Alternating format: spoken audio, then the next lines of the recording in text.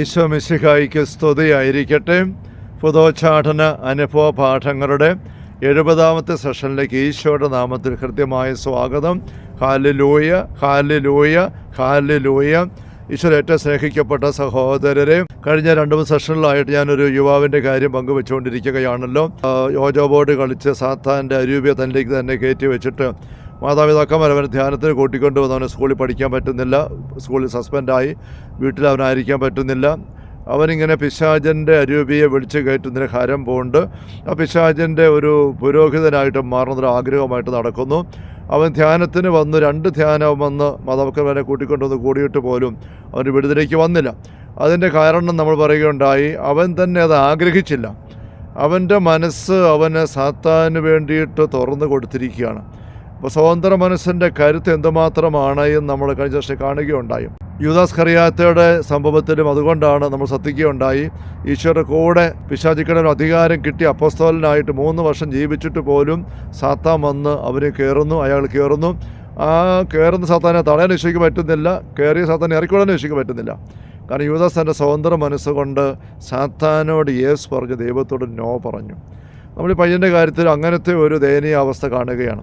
അപ്പോൾ നമുക്കൊരു വ്യക്തിയെയും, പ്രത്യേകിച്ച് പ്രായപൂർത്തിയായ ഒരു വ്യക്തിയെ, നമുക്ക് എത്ര വേണ്ടപ്പെട്ട വ്യക്തിയാണെങ്കിൽ പോലും ബലമായിട്ട് ഒരു വിടുതലിലേക്ക് കൊണ്ടുവരാനായിട്ട് സാധിക്കുകയില്ല. മാനസാന്തരത്തിന് പ്രാർത്ഥിക്കാൻ മാത്രമേ പറ്റുകയുള്ളൂ എന്ന് നമ്മൾ ശ്രദ്ധിക്കുകയായിരുന്നു. നമ്മൾ ഇന്ന് ആ സംഭവത്തെക്കുറിച്ച് തന്നെ വേറൊരു കാര്യം ഞാൻ പറഞ്ഞു. അവന് അവസാന ധ്യാനത്തിൻ്റെ സമാപന ദിവസത്തിൽ ഇങ്ങനെ പൈശാചിക അരൂപികളെ ബഹിഷ്കരിക്കുന്ന ശുശ്രൂഷ ഞാൻ നടത്തുമ്പോൾ അതിൻ്റെ ആദ്യത്തെ ആജ്ഞ ഞാൻ അടുത്താറിൽ നിന്നുകൊണ്ട് പൈശാചിക അരൂപികളെ പുറത്താക്കിക്കൊണ്ട് നടക്കുമ്പോൾ ഇവരിങ്ങനെ ഉച്ചത്തിൽ വിളിച്ചു പറഞ്ഞൊരു കാര്യം, ഹെയിൽ സൈറ്റൻ, സാത്താന് സ്തുതി.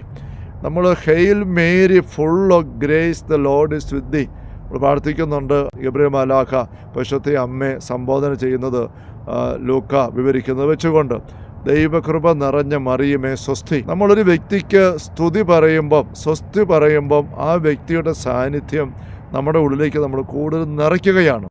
മത്സരങ്ങൾ നടക്കുമ്പോൾ 2 ടീമായിട്ട് ഒരു മത്സരം നടക്കുന്നു, വോളിബോൾ ടൂർണമെൻറ്റ് അല്ലെങ്കിൽ ബാസ്കറ്റ്ബോൾ ടൂർണമെൻറ്റ്. അപ്പോൾ 2 ടീമിൻ്റെയും കൂടെയുള്ള ആൾക്കാർ ഗ്രൗണ്ട് സപ്പോർട്ട് കൊടുത്തുകൊണ്ട് ഇങ്ങനെ നിന്നുകൊണ്ട് ഇങ്ങനെ ജയ് വിളിക്കും, അല്ലെങ്കിൽ കെ ജയ് വിളിക്കില്ല, അപ്പ് അപ്പ് അപ്പ് വിളിക്കും.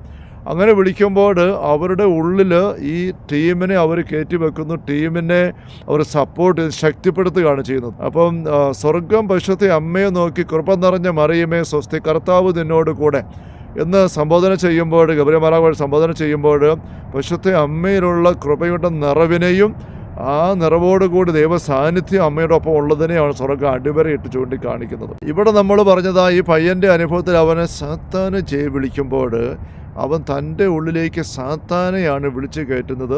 സാത്താൻ്റെ ശക്തി അവൻ തൻ്റെ ഉള്ളിൽ നിറയ്ക്കുകയാണ്. സാത്താന് തൻ്റെ ഉള്ളിൽ തുറന്നു കൊടുത്തിട്ട് സാത്താൻ തൻ്റെ ഉള്ളിൽ കൂടുതൽ സ്വാധീനം കൊടുക്കുകയാണ്. അതവൻ ആഘോഷിക്കുകയാണ്. നമ്മളിവിടെ സ്തുതിപ്പിൻ്റെ പവറിനെക്കുറിച്ച് തിരിച്ചറിയാൻ ഇത് സഹായിക്കും. സ്തുതിച്ച് പ്രാർത്ഥിക്കുന്നത്, ബഹിഷ്കരണ ശുശ്രൂഷയിലൊക്കെ സ്തുതിച്ച് പ്രാർത്ഥിക്കും. പൈശാചിക അരൂപികൾ വല്ലാണ്ട് അസ്വസ്ഥപ്പെട്ട് പുറത്തു പോകുന്ന സംഭവങ്ങളുണ്ട്. ഈ ഒരു പരമ്പരത്തിൽ ഞാൻ ചില സംഭവങ്ങൾ പങ്കുവെച്ചിട്ടുണ്ട്. ഇവിടെ മുഴുവനും സ്തുതിപ്പാൻ ഞങ്ങൾക്ക് നിൽക്കാൻ പറ്റുകയല്ല എന്ന് പറഞ്ഞുകൊണ്ട് പൈശാചിക അരൂപി ഇറങ്ങിയ സംഭവം ഞാൻ പറഞ്ഞിട്ടുണ്ട്. സ്തുതിച്ച് പ്രാർത്ഥിക്കുന്ന അവസരത്തിൽ പൈശാചിക സ്വാധീനമുള്ള വ്യക്തികൾ വല്ലാണ്ട് വയലൻ്റായിട്ട് പെരുമാറും.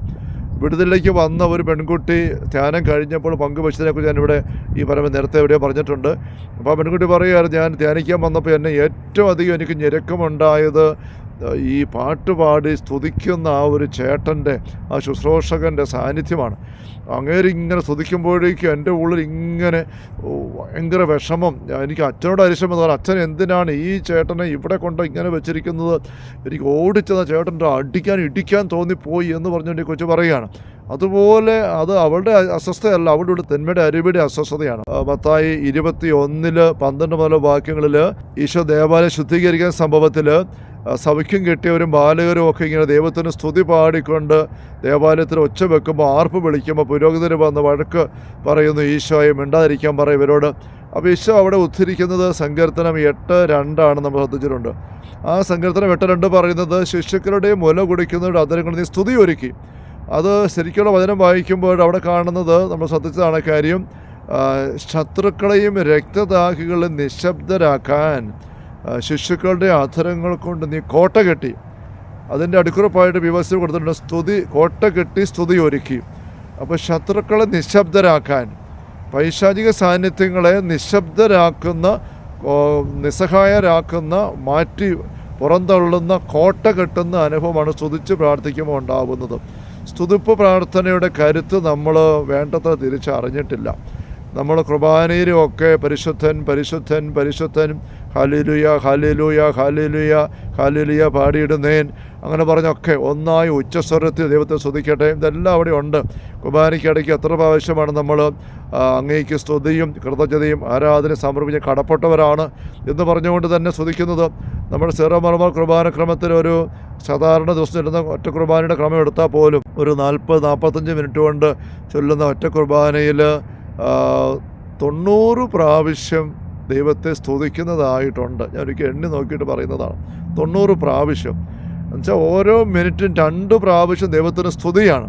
കൃതജ്ഞത, യുക്കരിഷ് എന്ന വാക്കിൻ്റെ അർത്ഥം കൃതജ്ഞത അർപ്പിക്കുക എന്നതിന് അർത്ഥമാണ്. ദൈവത്തിന് കൃതജ്ഞത അർപ്പിക്കുകയാണ്. കൃതജ്ഞതയും സ്തുതിയും കൊണ്ട് നിറഞ്ഞിരിക്കുന്ന കുർബാനക്രമം പോലും. അപ്പോൾ ഈ 1 മിനിറ്റ് 2 പ്രാവശ്യം ഞാൻ പറയുമ്പോൾ അത് ഓരോ വാക്കായിട്ടല്ല, പരിശുദ്ധൻ പരിശുദ്ധൻ പരിശുദ്ധൻ, അത് 3 വാക്കോടെ വന്നു കഴിഞ്ഞു. അല്ലെങ്കിൽ സ്തുതിയും കൃതജ്ഞതയും ആരാധനയും സമർപ്പിക്കാൻ എത്ര വാക്കുകളാണ്. അങ്ങനെയുള്ള ക്ലസ്റ്ററുകളായിട്ടാണ്. കുർബാനക്രമം മുഴുവനും സ്തുതിപ്പാണ്. പക്ഷേ ആ സ്തുതിപ്പിൻ്റെ ഒരു ചൈതന്യം നമ്മൾ കുർബാന അർപ്പിക്കുമ്പോൾ, കുർബാന സംബന്ധിക്കുമ്പോൾ എടുക്കുന്നുണ്ടോ നമ്മൾ ആത്മശോധന ചെയ്യണം. കുർബാനയിൽ അങ്ങനെ ഒഫീഷ്യലായിട്ട് തന്നെ ഔപചാരികമായിട്ട് സ്തുതിപ്പ് നിറഞ്ഞു നിൽക്കുമ്പോൾ നമ്മുടെ ജീവിതത്തിലും സ്തുതിക്കുന്ന ഒരു ഉള്ളം, സ്തുതിക്കുന്ന ഉള്ളം വലിയ സംരക്ഷണം നമുക്ക് നേടിത്തരുന്ന ഒരു അവസ്ഥയാണ് കാണിക്കുന്നത്. സ്തുതിച്ചുകൊണ്ട് നടക്കുന്ന വ്യക്തിയുടെ ഉള്ളത്തിലേക്ക് തിന്മയുടെ അരൂപിക്ക് കയറാൻ പറ്റത്തില്ല. സീറോ മലബാർ കുർബാനക്രമത്തിൽ വിശുദ്ധ കുർബാന സ്വീകരണത്തിന് ഒരുക്കമായുള്ള സ്വർഗസ്വനായ പിതാവ് ചെല്ലുമ്പോൾ അതിന് ആമുഖമായി കൊടുത്തിരിക്കുന്ന 2 പ്രാർത്ഥന, ഒന്ന് ഞായറാഴ്ചകളും സാധാരണ ദിവസങ്ങളിലും, മറ്റ് കർത്താവിൻ്റെ വിശേഷ തിരുനാളുകളിലും. ആ വിശേഷ തിരുനാളുകളിലുള്ള ആമുഖ പ്രാർത്ഥനയെ നമ്മൾ ചൊല്ലുന്നുണ്ടെങ്കിൽ, ജ്വലിക്കുന്ന അധരങ്ങൾ കൊണ്ട് ഞങ്ങൾ സ്തോത്രം ആലപിക്കുമ്പോൾ അങ്ങയുടെ കുരിശ് ഞങ്ങൾക്ക് സംരക്ഷണമായിട്ട് ഭവിക്കട്ടെ. ജ്വലിക്കുന്ന അധരങ്ങൾ കൊണ്ട് സ്തോത്രം ആലപിക്കണമെന്നാണ് ആ കുർബാനക്രമം. എത്രയോ നൂറ്റാണ്ടുകൾക്ക് മുമ്പ് നമുക്ക് കിട്ടിയിരിക്കുന്നതാണ് നമ്മുടെ കുർബാനക്രമം.